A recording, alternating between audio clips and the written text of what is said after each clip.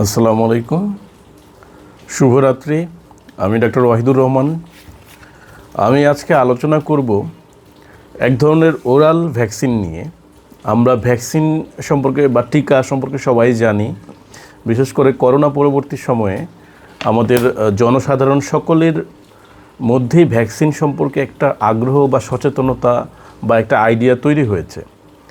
তা আমাদের respiratory মেডিসিনে oral vaccine এটা মোটামুটি বেশ আগে থেকেই শুরু হয়েছে এবং অত্যন্ত কার্যকরী, এবং সেগুলো নিয়ে কিছু কমন প্রশ্ন বা জিজ্ঞাসা থাকে জনসাধারণ এবং সকলের, মেডিকেল শিক্ষার্থী বা পালমোনোলজিস্ট সকলেরই। তো কিছু কনসেপ্ট আমি শেয়ার করব আজকে খুবই সহজ ভাষায়, বাংলা ভাষায়। তো আশা করি সকলে মনোযোগ দিয়ে শুনবেন এবং অবশ্যই চ্যানেলটিকে সাবস্ক্রাইব করে দিবেন। তো আজকে আমি যেই ওরাল বা খাওয়ার যে ভ্যাকসিন নিয়ে কথা বলতে চাই সেটার নাম হচ্ছে লায়োফিলাইজড ব্যাকটেরিয়াল লাইসেট। লায়োফিলাইজড হচ্ছে একটা প্রক্রিয়া যেখানে একটা জিনিসকে ফ্রিজিং করা হয়, অর্থাৎ তাপমাত্রা কমিয়ে আনা হয় এবং একটা ভ্যাকুয়ামের মধ্যে জিনিসগুলো দিয়ে ভিতর থেকে পানিটা শুষে নেওয়া হয় যাতে সেগুলো শুষ্ক থাকে এবং ভালো থাকে এবং সেগুলোর গুণাগুণ অক্ষত থাকে। সেটা একটা টেকনিক, আমাদের ওষুধ শিল্পে এটা ব্যবহার করা হয়।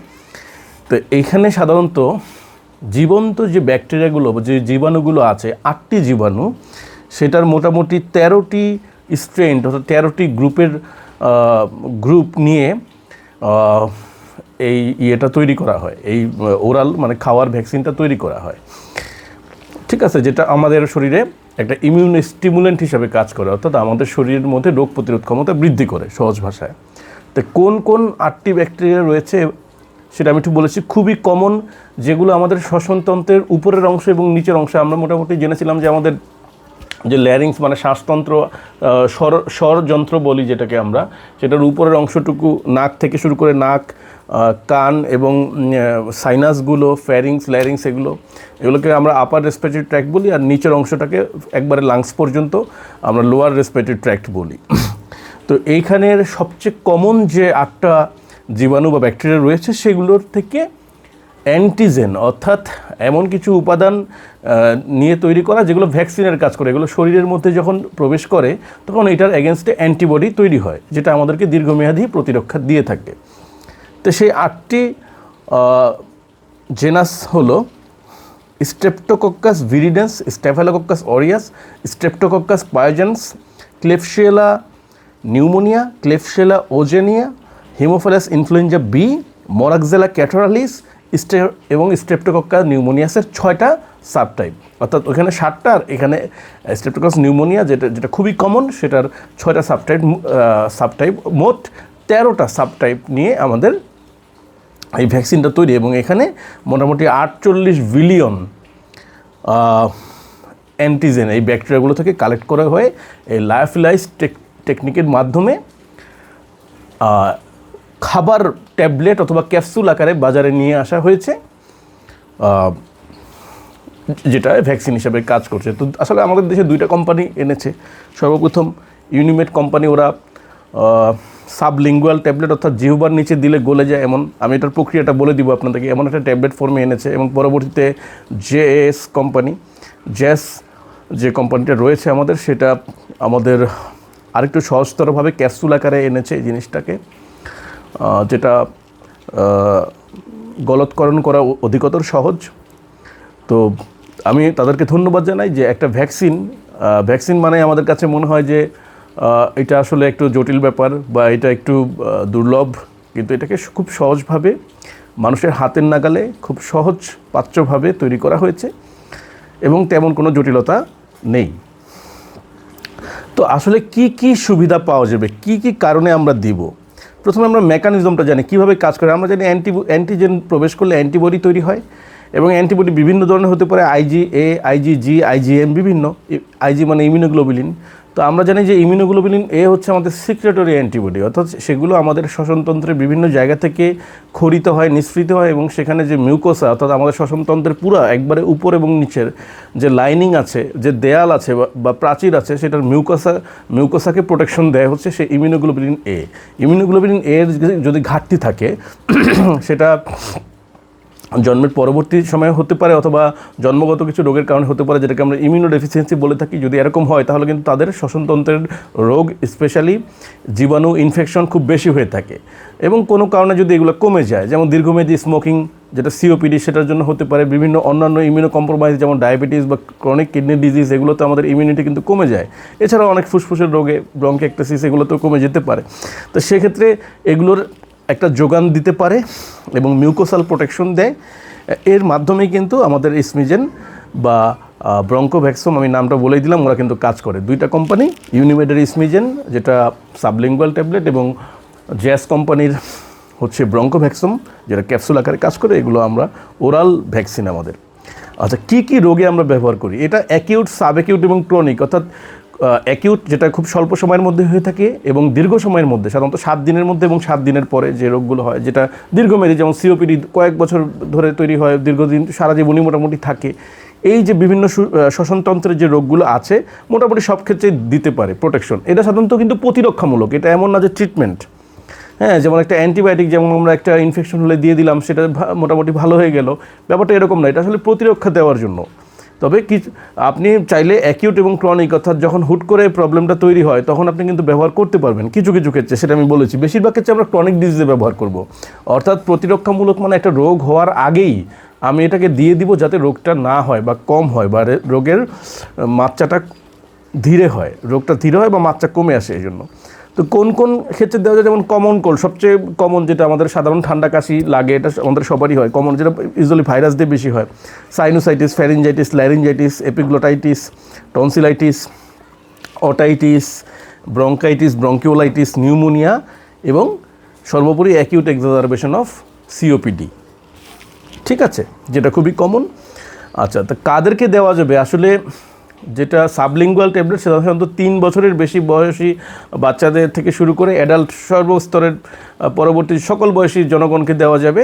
আর যেটা ব্রঙ্কোভ্যাক্সম সেটা মোটামুটি 6 মাস থেকে দেওয়া সম্ভব। সেটার গ্রহণের প্রক্রিয়াও আছে, সেটা আমি বলে দিব। তো তো এটা আমরা জানলাম যে আমাদের বয়সের ডিমার্কেশনটা কত এবং কিভাবে খেতে হবে। আসলে এটা খালি পেটে খেতে হবে। আপনি সাবলিঙ্গুয়াল ট্যাবলেট নেন অথবা ক্যাপসুল খান, আপনাকে খালি পেটে খেতে হবে, কারণ খালি পেটে অ্যান্টিজেনের কার্যকারিতাটা খুব ভালো কাজ করে। সুতরাং আপনি খালি পেটে খেতে পারবেন এবং নিয়মটা হচ্ছে প্রতি মাসে প্রথম 10 দিন অথবা যে কোনো 10 দিন আপনি একটানা খেতে পারবেন এবং 30 দিনের গ্যাপ, অর্থাৎ 1 মাস গ্যাপ থাকবে, তারপরে 20 দিন গ্যাপ থাকবে, তারপরে পরবর্তী মাসের 10 দিন আবার খাবেন, এরকম। তো খুব সহজভাবে যদি আমি বুঝাই দিই, তাহলে প্রথম মাসের প্রথম 10 দিন আপনি খাবেন একটানা সকালে খালি পেটে, মানে দিনে একটা করে, তারপরে 20 দিন গ্যাপ দিবেন। পরবর্তী মাসের প্রথম 10 দিন আবার সকালে খালি পেটে একটানা আপনি খাবেন, 20 দিন গ্যাপ দিবেন, পরবর্তী তৃতীয় মাসে আবার 10 দিন, অর্থাৎ 3 মাস ব্যাপী। হ্যাঁ, 10 দিন খাবেন, 20 দিন গ্যাপ দিবেন, এইভাবে কিন্তু চলবে এবং এটা মোটামুটি আমাদের 1 বছর ব্যাপী সুরক্ষা দিবে।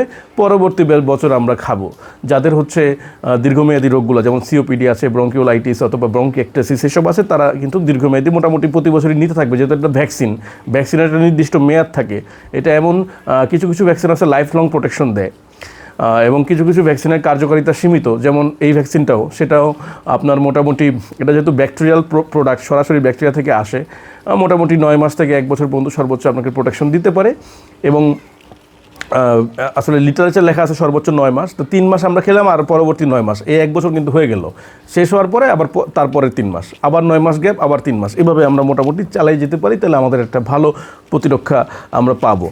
আচ্ছা, এটা মোটামুটি যেটা সাবলিঙ্গুয়াল ট্যাবলেট, সেটা 3 থেকে 5 মিনিট জিহ্বার নিচে আপনি রেখে দিবেন। আপনারা ইউটিউবে অথবা আমি চেষ্টা করবো এটা একটা ভিডিও দিয়ে দেওয়ার জন্য, যাতে এটা বুঝতে সহজ হয়, এভাবে আপনারা নিতে পারবেন। আচ্ছা, তো এটা আসলে হাইড্রোক্লোরিক অ্যাসিডের সংস্পর্শে যখন আসে পাকস্থলীর মধ্যে, আসলে তেমন এটার একটা প্রোটেক্টিভ কোটিং বা দেওয়া থাকে, এজন্য আসলে অ্যাসিডেও খুব বেশি প্রবলেম হয় না। যে অনেকে জিজ্ঞেস করতে পারে যে খাওয়ার ভ্যাকসিন এটা আবার কেমন, সেটা তো অ্যাসিডে নষ্ট হয়ে যেতে পারে বা যখন পাকস্থলীতে যাবে, আসলে ওইরকম না, এটা ওইভাবেই তৈরি করা হচ্ছে। এটাতে কিছু এক্সিপেন্ট যোগ করা হয়, যেটার জন্য সেটা একটা প্রোটেকশন, মানে ক্যাপসুল বা ট্যাবলেটটা একটা প্রোটেকশন থাকে, এটা শরীরে কাজ করতে পারে। তো আলটিমেটলি পাকস্থলী থেকে রক্তে মিশে যায়। যে এটা মূলত আমাদের পিয়ার্স প্যাচেস একটা জিনিস আছে, যেটা আমাদের ইন্টেস্টাইন বা অন্ত্রের মধ্যে থাকে। পিয়ার্স প্যাচেস এমন একটা জিনিস যেখানে এই অ্যান্টিজেনগুলো গিয়ে সেটাকে স্টিমুলেট করে, সেটা একটা জার্মিনাল সেন্টারের মতো, তো সেখান থেকে বিভিন্ন প্রতিরক্ষামূলক সেল তৈরি হয়, যেমন টি লিম্ফোসাইট, বি লিম্ফোসাইট, এগুলো তৈরি হয়। আবার একই সাথে অ্যান্টিজেন থেকে কিন্তু অ্যান্টিবডিও তৈরি হচ্ছে যখন রক্তে অ্যান্টিজেনটা থাকে, অর্থাৎ দুইভাবেই প্রোটেকশন দেয়। এটাকে আমরা ইনেট ইমিউনিটি এবং অ্যাডাপটিভ ইমিউনিটি বলি, অর্থাৎ দুইভাবেই ভিতর বাইরে বিভিন্নভাবেই এটা প্রোটেকশন আমাদেরকে দিতে পারে। আচ্ছা, অন্য যে কোনো ওষুধের সাথে এটা ব্যবহার করা যাবে। অন্য কোনো অ্যান্টিবায়োটিক, আপনি যখন ধরেন একটা অ্যাকিউট এক্সারবেশন অফ সিওপিডি আসলো, সেখানে আমরা অ্যান্টিবায়োটিক, স্টেরয়েড, অক্সিজেনেশন বিভিন্ন কিছু দিই, সেগুলোর পাশাপাশি ব্যবহার করা যাবে, কোনো সমস্যা নাই। যে কোনো সুস্থ মানুষ নিতে পারবে, এমন না যে সে অসুস্থই থাকতে হবে তা না। যদি প্রতিরক্ষার জন্য নিতে চায়, যদি সে চায় যে না তার ফুসফুসের সংক্রমণ বা জীবাণুগুলো কম হোক বা না হোক, তাহলে কিন্তু সে অবশ্যই নিতে পারবে। কিছু কিছু অটোইমিউন ডিজিজ যেমন ভাস্কুলাইটিস, এসএলই অর্থাৎ সিস্টেমিক লুপাস এরিথেমাটোসিস, এগুলোর ক্ষেত্রে এই জিনিসটা নিষেধ করা আছে। এগুলোতে না খাওয়াটাই ভালো, যেহেতু অ্যান্টিজেন এমন একটা জিনিস যেটা আমাদের ইমিউনিটিকে জাগ্রত করে। তো অটোইমিউন ডিজিজে যেটা হয়, আমাদের ইমিউনিটি আমাদের শরীরের বিপক্ষে কাজ করে। সেক্ষেত্রে আমরা যদি সেই ইমিউনিটিকে আবার জাগ্রত করে দিই বা সেটাকে আমরা স্টিমুলেট করি, সেটা আমাদের শরীরের বিপক্ষে কাজ করতে পারে। এই জন্য একটু খেয়াল করতে হবে। গর্ভকালীন সময়ে বলা আছে প্রথম 3 মাস অর্থাৎ ফার্স্ট ট্রাইমেস্টারে, এবং ব্রেস্ট ফিডিং যখন বাচ্চাকে বুকে দুধ খাবে সেই সময়ে 2টা ব্যতীত আমরা মোটামুটি অন্য সময়ে গর্ভবতী মাদেরকে দিতে পারবো। শুনে আবার আমি বলছি, এটা একটা অ্যান্টিজেন, এটা আসলে ওই রকম ডিরেক্ট কোনো ওষুধ না, এটা ডাইরেক্ট ব্যাকটেরিয়া থেকে তৈরি হয়, অনেকটা প্রোবায়োটিক্সের মতো। এগুলোর আসলে সাইড ইফেক্টটা খুবই কম। এটা আমাদের জন্য একটা ভালো জিনিস, যেটা আসলে ওই রকম সরাসরি কোনো ওষুধ বা কেমিক্যালস না যে এটা বডিতে বিভিন্ন ধরনের পার্শ্ব প্রতিক্রিয়া করবে। এটা সাইড ইফেক্ট আসলে খুবই কম। অ্যাজমার ক্ষেত্রে ব্যবহার করা যাবে, স্পেশালি বাচ্চাদের যে অ্যাজমা থাকে বা অ্যালার্জিক অ্যাজমা আমরা বলি, সেগুলোতে এটার ভালো এফিকেসি পাওয়া গেছে। আরেকটা প্রশ্ন আসে যে এটা নিলে কি অন্য ভ্যাকসিন নিতে হবে কিনা? অবশ্যই নিতে হবে। ইনফ্লুয়েঞ্জা, নিউমোনিয়া যে ভ্যাকসিনগুলো আমরা নিয়ে থাকি, অথবা ভ্যারিসেলা, এগুলো যে আমরা নিয়ে থাকি, যার যে ভ্যাকসিন সে নির্দিষ্ট প্রোটেকশনের জন্য তৈরি করা আছে, সেগুলো তার নির্দিষ্ট প্রোটেকশনগুলো দিবে। একটার সাথে আরেকটার তেমন কোনো সম্পর্ক খুব বেশি নাই, আবার সাংঘর্ষিক ব্যাপারটাও নাই। হ্যাঁ, একটা হচ্ছে যখন ভ্যাকসিন, যে কোনো ভ্যাকসিন আসলে অ্যান্টিজেন, একটা অ্যান্টিজেন আরেকটা অ্যান্টিজেনকে সিনার্জিস্টিক ইফেক্ট দিতে পারে, অর্থাৎ তার একজন আরেকজনের কাজে সহযোগিতা করতে পারে, আবার বাধাও দিতে পারে। কিন্তু এমন না যে কন্ট্রাইন্ডিকেটেড, অর্থাৎ একটা দিলে একটা দেওয়া যাবে না, এরকম কোনো ব্যাপার না। যেটার জন্য তৈরি করা হয়েছে, যার নিউমোনিয়ার ভ্যাকসিন আমরা দিই বা ইনফ্লুয়েঞ্জা, যার জন্য যেটা ইন্ডিকেটেড, সেটা কিন্তু আমরা দিব। পাশাপাশি অবশ্যই আমরা এই ব্রঙ্কোভ্যাক্সিন বা স্মিজেন আমরা কিন্তু দিতে পারবো। আচ্ছা, ছোট বাচ্চারা যেটা করবে সাধারণত যে 5 বা 3 বছরের উপরে বাচ্চাদের আমরা সাধারণত দেই, অনেক সময় জিহ্বার নিচে রাখতে পারে না বা ক্যাপসুলও খেতে পারে না। সে তাহলে কী করবে? তাহলে যে ভিতরের যে দানাগুলো আছে সেগুলোকে খাবারের সাথে বা বিশেষ করে দুধ অথবা জেলি অথবা জ্যাম, এই যেগুলো মুখের মধ্যে থাকে বেশ কিছুক্ষণ, হ্যাঁ, এরকম কিছু একটা সাথে মিক্স করে খাওয়ানো যাবে, কোনো সমস্যা নাই। কারণ বাচ্চারা অনেকেই আসলে জিহ্বার নিচে রাখতে পারে না, বুঝে না, সেটা হইতে পারে। ইভেন যদি যাদের অনেকের জিহ্বার নিচে রাখতে যদি প্রবলেম হয় বা না বুঝে, সে তাইলে ক্যাপসুল খাইতে পারবে, যেহেতু ক্যাপসুল আকারেও আছে। আচ্ছা, এছাড়াও এটার ভাইরাস বিরোধী কিছু ভূমিকা পাওয়া যায়। হ্যাঁ, অর্থাৎ এনকে সেল, আমাদের শরীরে একটা জিনিস আছে এনকে সেল, হ্যাঁ, এটা এনকে সেলকে স্টিমুলেট করে এবং এর মাধ্যমে ভাইরাসের বিরুদ্ধে প্রতিরোধী ভূমিকা তৈরি হয়। আচ্ছা, সুতরাং আমি এই বলে শেষ করতে যাচ্ছি যে আমাদের এখন খাবারের ভ্যাকসিনও তৈরি হয়েছে, খুব সহজ, যে কেউ খেতে পারবে। অবশ্যই চিকিৎসকের পরামর্শ অনুযায়ী খাবেন, যেহেতু এটা একটা নিয়ম আছে, এটা একটা ব্যবহারবিধি আছে। আপনারা এটা ওটিসির মতো, ওভার দ্য কাউন্টারের মতো যে ফার্মেসিতে গিয়ে কিনে ফেলবেন, সেটা অবশ্যই করবেন না। শত কিছুর পরেও এটা একটা ভ্যাকসিন, সুতরাং যে কোনো ভ্যাকসিন কশনের সাথে নেওয়া উচিত। যে কোনো প্রোবায়োটিক্স বলে, মানে যেগুলো বিভিন্ন জীবাণু থেকে তৈরি হয়, সেগুলো কিন্তু আপনারা অবশ্যই রেজিস্টার্ড চিকিৎসকের পরামর্শ অনুযায়ী গ্রহণ করবেন। কোনো কোশ্চেন থাকলে অবশ্যই কমেন্ট করবেন, এবং সবাই আবারও রিকোয়েস্ট করব সবাই চ্যানেলটিকে লাইক এবং সাবস্ক্রাইব করবেন। ধন্যবাদ সকলকে।